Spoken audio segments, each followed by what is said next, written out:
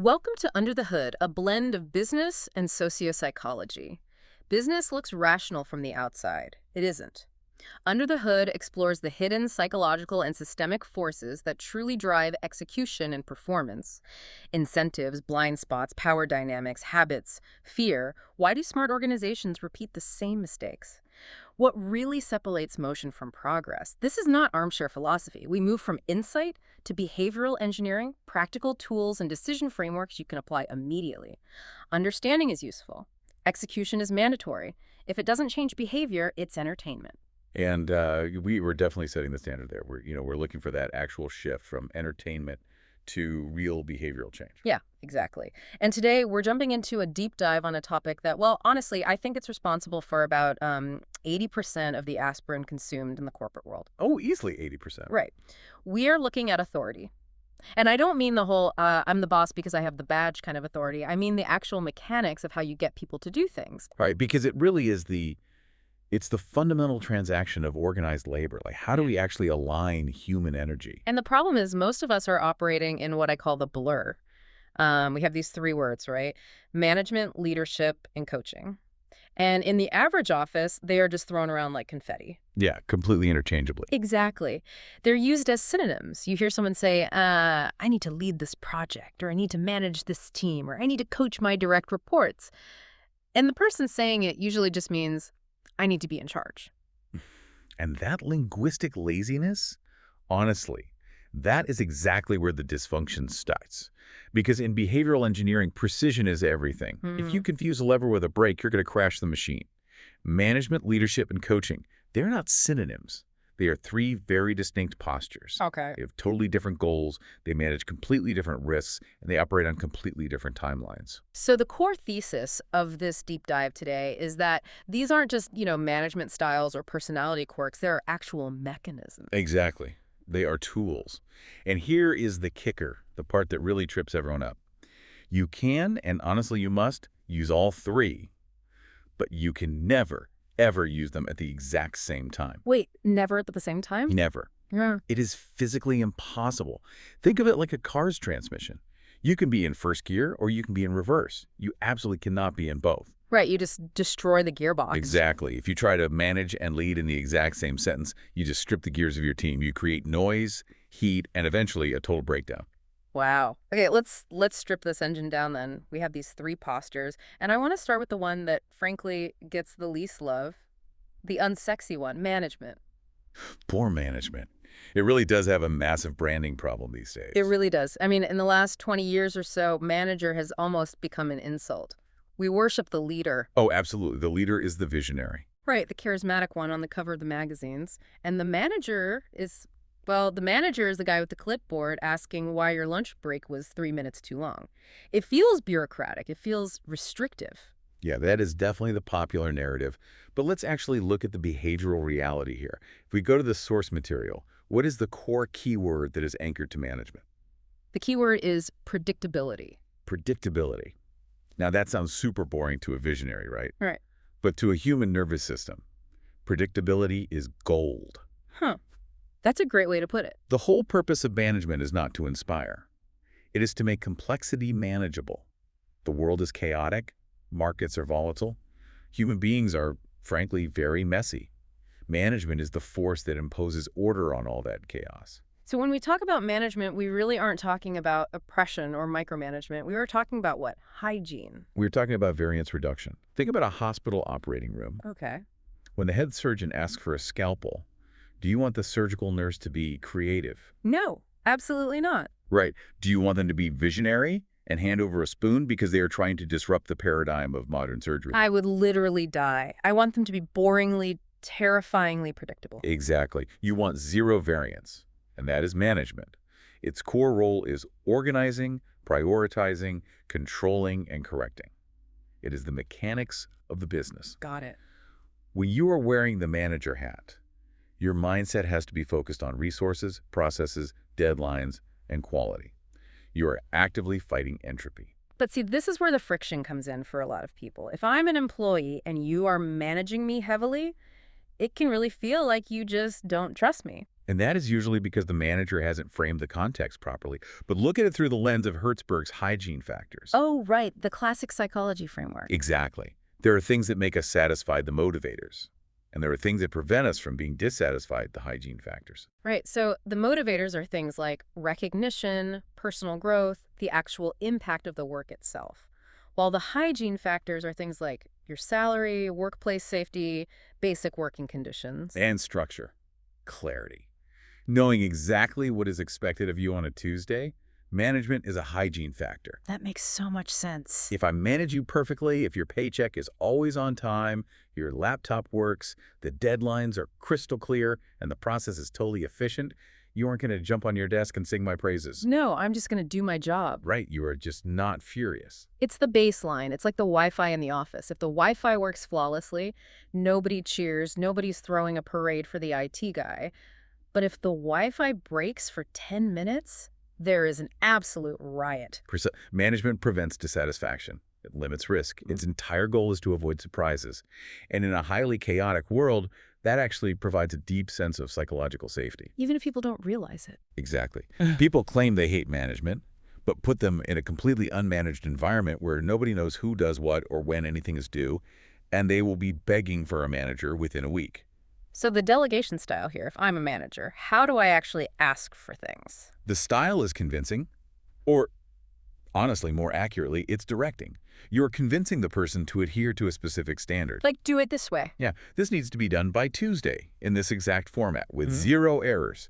You aren't asking for their soul. You aren't trying to move them emotionally. You are just asking for highly reliable execution. Okay, so that's the bedrock, predictability, variance reduction. Now let's pivot to the rock star of the group, leadership. Ah, yes, the golden child. If management is all about predictability, what is the key word for leadership? Change. Change. And right away, that creates an immediate tension with the previous point, doesn't it? A massive tension. Management actively fights to keep things stable. Leadership actively fights to move things forward. The entire purpose of leadership is to move a system from state A to state B. Because if we just stay in state A forever, We die. We stagnate. We optimize ourselves right into obsolescence. A perfectly managed buggy whip factory in 1910 is still completely out of business by 1920. because they didn't see the cars coming. Right. Management asks, how do we do this current thing more efficiently? But leadership asks, where are we actually going? And why does it even matter? And my favorite question from the source material, what do we refuse to become? That is such a powerful question. Leadership is essentially architectural. It's about drawing a picture of a future that does not exist yet. And because it deals heavily with the future, it naturally deals with the unknown. Which means the risk profile is totally different than management.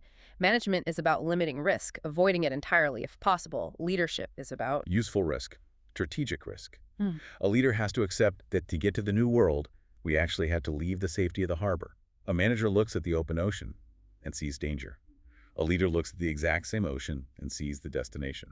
So obviously, the delegation style has to change here. You can't just order someone to be highly innovative. You can't put a mandate on caring. Correct. You cannot command genuine buy-in. The delegation style of leadership is inspiring. You are actively trying to create voluntary adherence. Voluntary being the key word. Exactly. You want people to follow you, not because you pay them, because paying them is management, but because they actively want to go to the same place you are going. This really taps into what psychologists call the moving towards drive. It does. It creates raw energy. Management conserves energy by being highly efficient. Leadership generates brand new energy by creating meaning and vision. But let me play devil's advocate for a second here. Can't we just have leadership? I mean, everyone wants to be inspired at work. Why do we even need the boring management stuff if we have a great leader? Because inspiration without execution is just a hallucination. Ouch. It's true.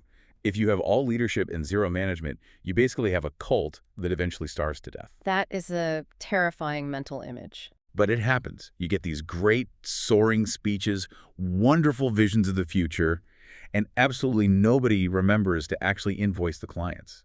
The lights go out. Fair point. Okay, so we have the stabilizer, which is management, and the disruptor, which is leadership. Now we need the third leg of the stool, coaching or mentoring. I know the source material groups them both under individual development. Yes, it does.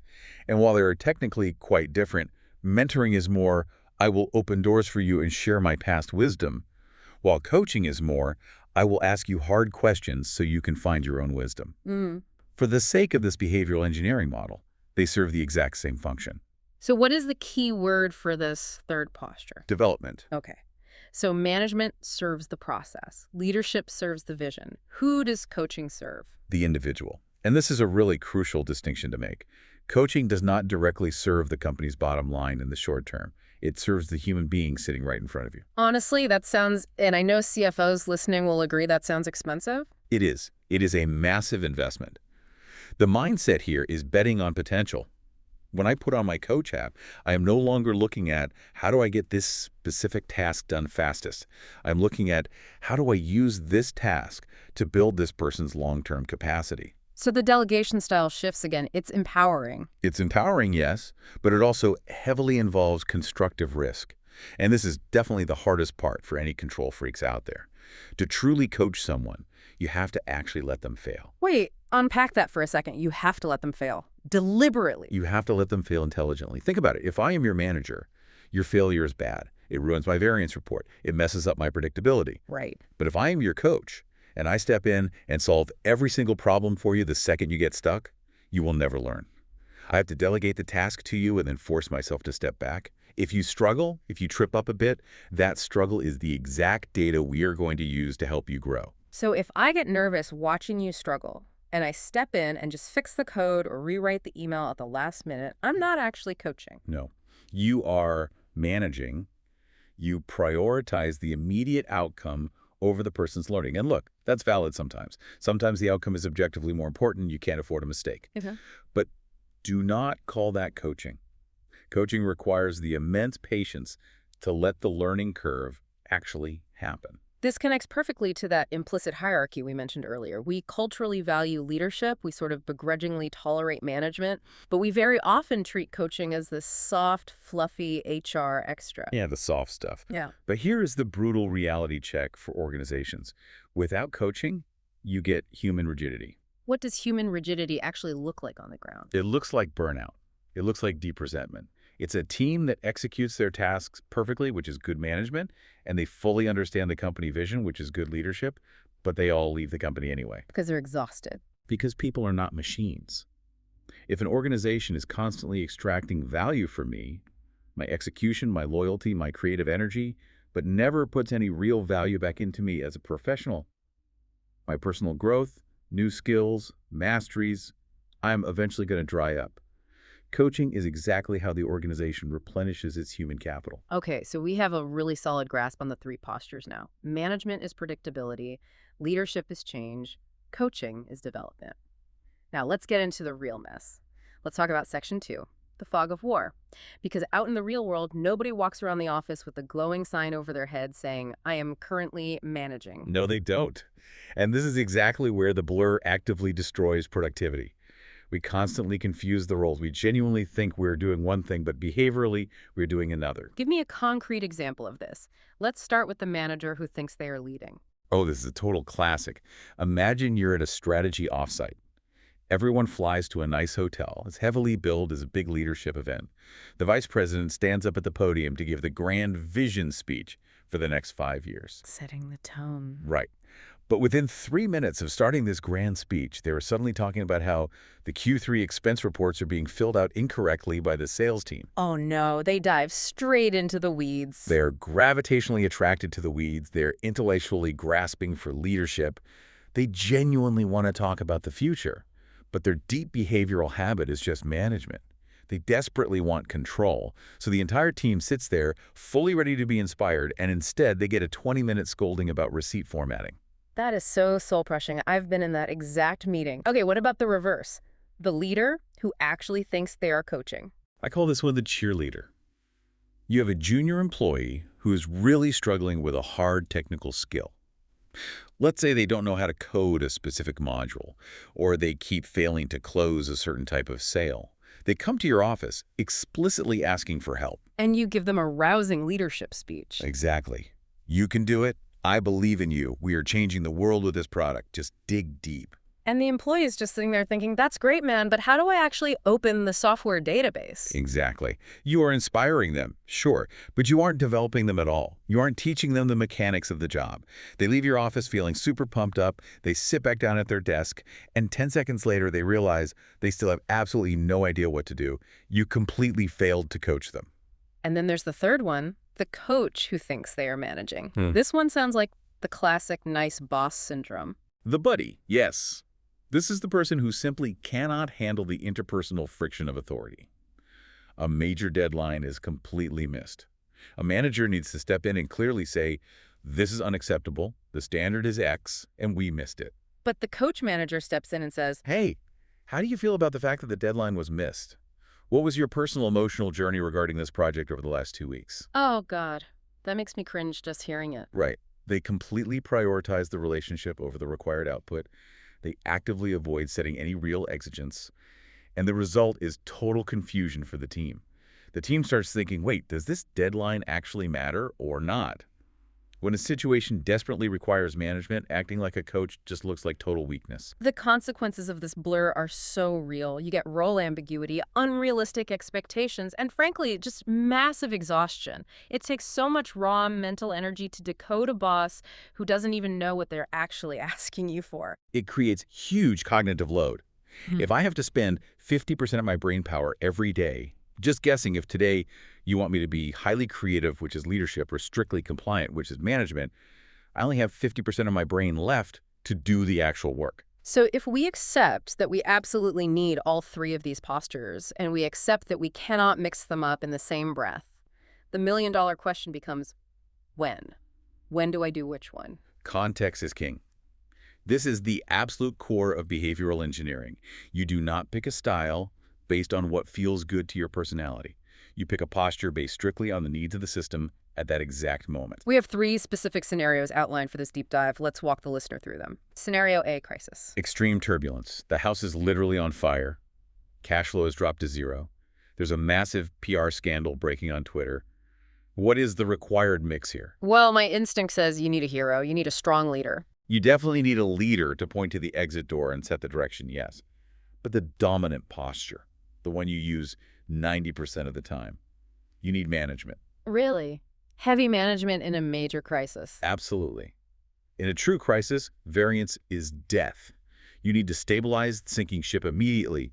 You need incredibly short feedback loops, crystal clear commands, and rapid execution. Grab that bucket, pour it exactly there, do it right now.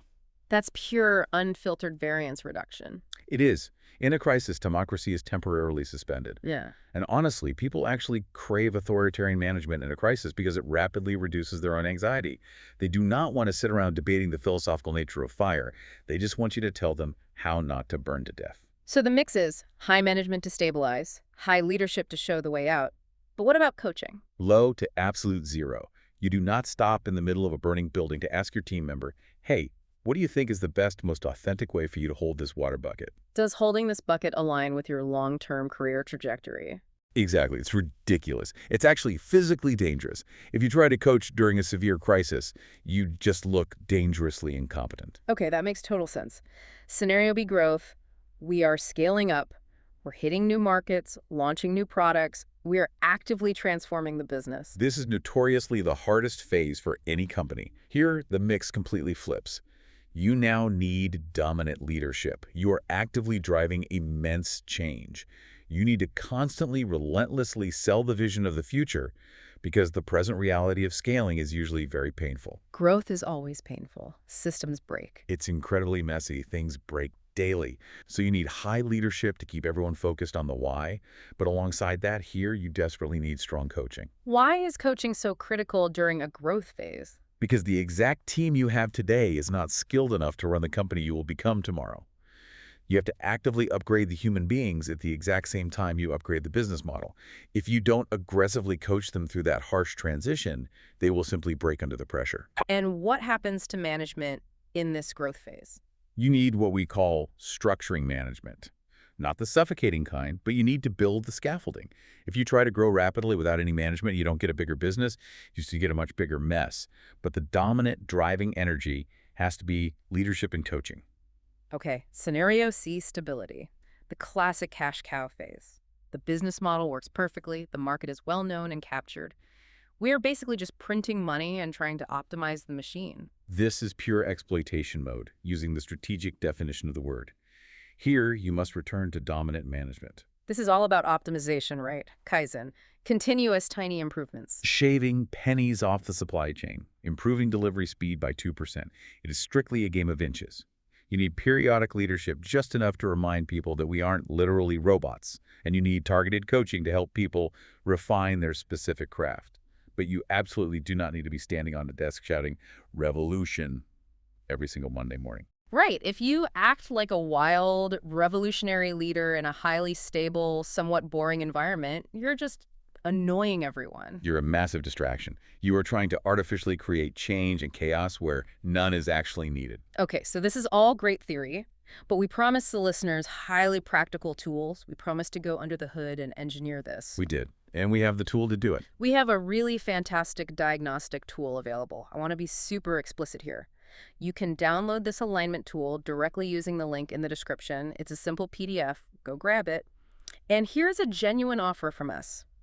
If you fill it out, and please be brutally honest with yourself, and you send the output to us by email, we will actually help you analyze it. Yeah. We absolutely love looking at this data. It helps us map out the real behavioral patterns happening in the market right now. Please do send them in. It's always fascinating. Because what the tool does is firmly force you to confront your own blind spots and biases. Let's walk the listener through how it works. Step 1 is identifying your actual context. Are you currently in crisis, growth, or stability? And you have to be honest here. Everyone desperately wants to say they're in growth. It sounds sexy and dynamic. But if you are actually in a severe crisis and you lie to yourself and pretend you are in growth, you will apply the completely wrong behavioral tools. You'll be sitting around coaching people when you should be aggressively commanding the room. Step 2 is the behavioral questionnaire itself. It uses a straightforward 1 to 5 scale, 1 being rarely true and 5 being very often true. I want to actually read a few of these specific questions out loud just to give you listeners a flavor of the tension this creates. Go for it. Let's hear them. Here is one straight from the management block. I consider that reliability is more important than enthusiasm. Oof. That is such a tough one for modern managers to answer honestly. We all desperately want to say, "No way, I love enthusiasm." But think about it. If you are a heart surgeon or an air traffic controller, you had better be answering 5 to reliability every single time. Here is another management one. I seek to reduce variance and surprises. Pure, unfiltered management. If you score highly on questions like that, you are naturally a stabilizer. Now let's look at the leadership block. I speak more about the future than I do about tasks. Or this one. I mobilize my team through meaning rather than through control. If you score highly there, you are naturally a driver. You are deeply comfortable operating in ambiguity. And finally, the coaching block. I delegate primarily to make someone grow, not just to get the task executed. That is a big one. Answering yes to that implies you are fully willing to accept significantly slower execution just for the sake of the other person's learning. Here's the last one. I accept that someone learns best through controlled error. Controlled error. That is the magic phrase there. Notice it doesn't say catastrophic company-ending error. Right, so you score yourself on all these questions. You get a total sum out of 35 for each of the 3 postures. Step 3 is the actual analysis.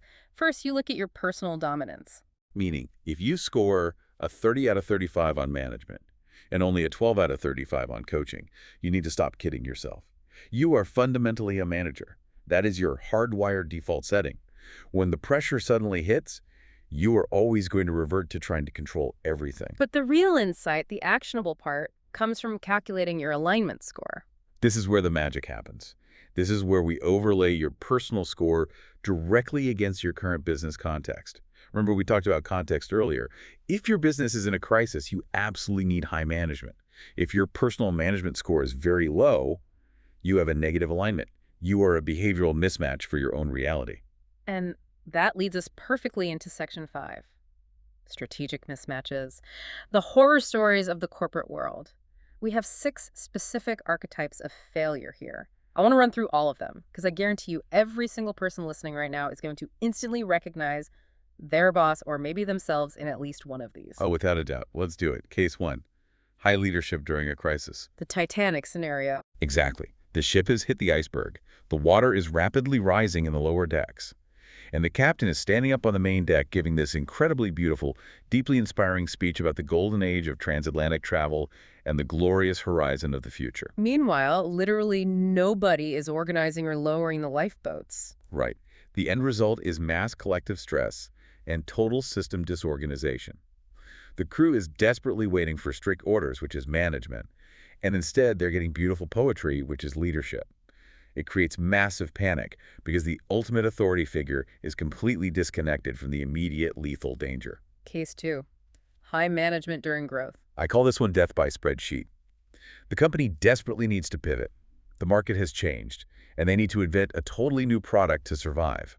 But the boss is completely obsessed with auditing the travel policy and policing the exact font size on internal memos. Micro-optimizing the old model while the entire market just leaves you behind.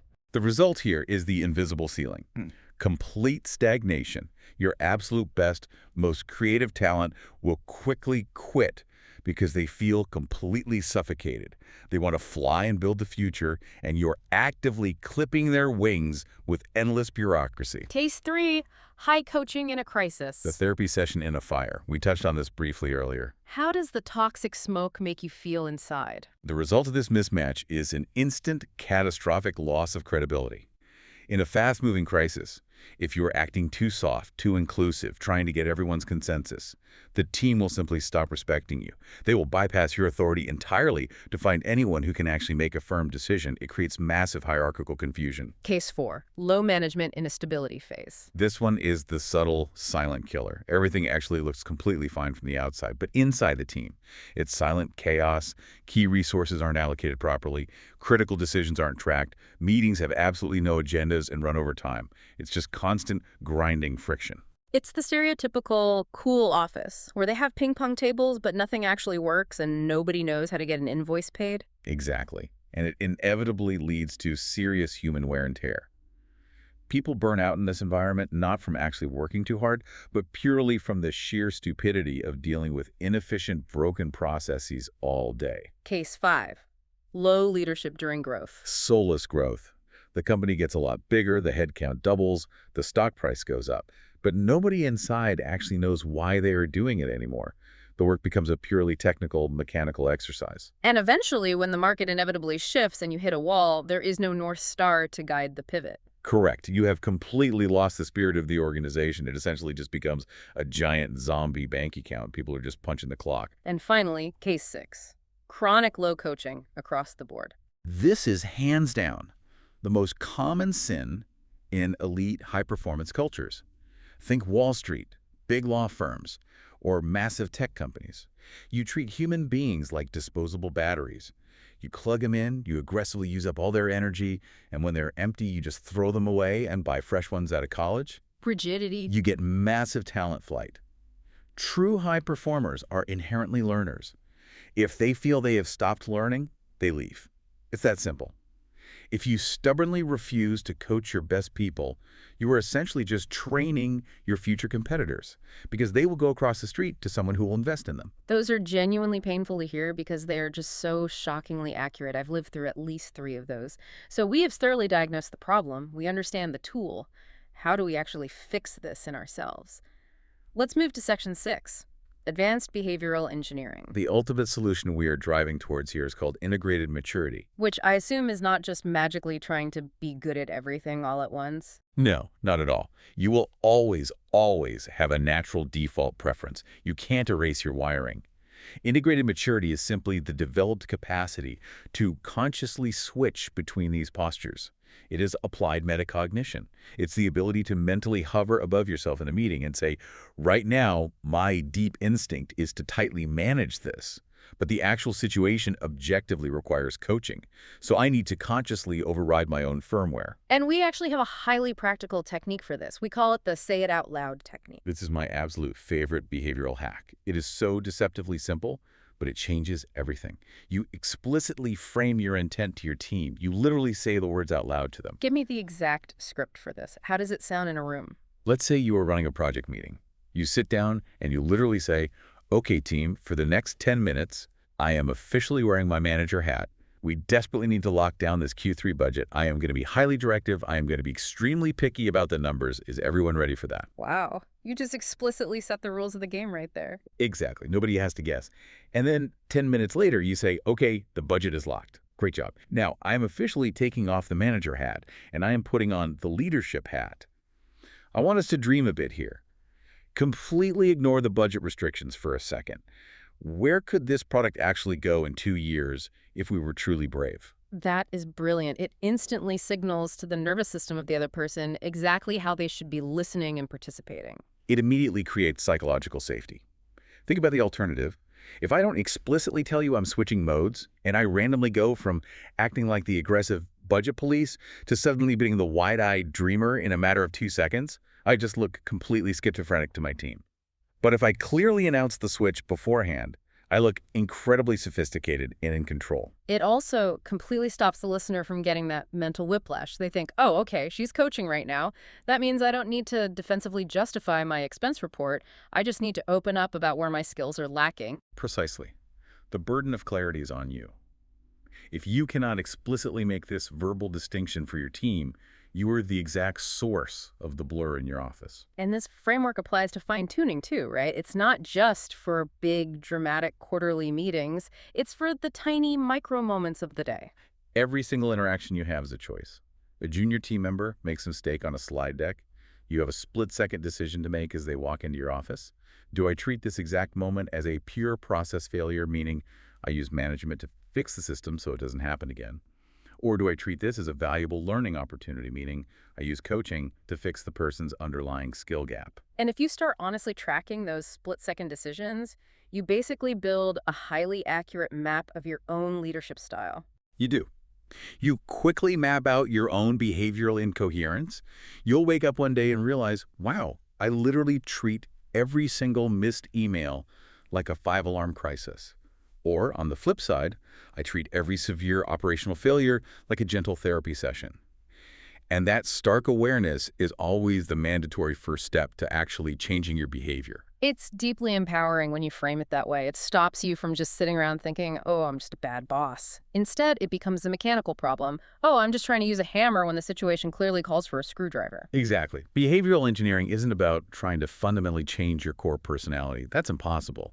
It's simply about expanding your active toolkit. So let's bring this whole deep dive home. As we wrap up, what is the single biggest thing listeners should walk away with today? I want them to hold on to the mental image of the tripod. A truly sustainable organization, and honestly, a sustainable individual career, absolutely requires all 3 legs of that tripod. You need management for stability and survival, you need leadership for evolution and direction, and you need coaching for deep human growth. And if you remove even one of those legs, The whole stool falls over. Yeah. You inevitably get chaos or stagnation or rigidity. You cannot ever just choose to be one of them forever. because true maturity is knowing exactly which posture to activate, when to activate it, and why it's necessary. And that right there is the very definition of true organizational agility. To sum it all up, we've broken down the 3 postures. Management minimizes variance, leadership drives change, and coaching develops the individual. We've seen how mixing them up creates toxic confusion, and how matching them to your environment, crisis, growth, or stability is the secret to getting things done. But I want to leave you with one final, slightly provocative thought to chew on after this is over. We've spent all this time talking about how you need to adapt your posture, but what happens when the boss who is evaluating your performance doesn't actually know the difference between these 3? What if you are brilliantly managing a crisis, but your boss penalizes you because they only value charismatic leadership? That misalignment right above you might be the real reason you feel stuck. That is a dangerous but very real scenario. Listeners, your mission for this week is extremely clear. Go download the alignment tool. Check the link right down in the description. Actually sit down and do the assessment. Stop guessing about your style. Be brutally honest with yourself. Are you out there trying to inspire people while the ship is actively sinking? Are you aggressively micromanaging your best dreamers? Send us your results. Let's actively clean up the blur. Let's get to work on it. Thank you for listening to our podcast, Under the Hood, a blend of business and socio-psychology. And remember, understanding is useful. Execution is mandatory.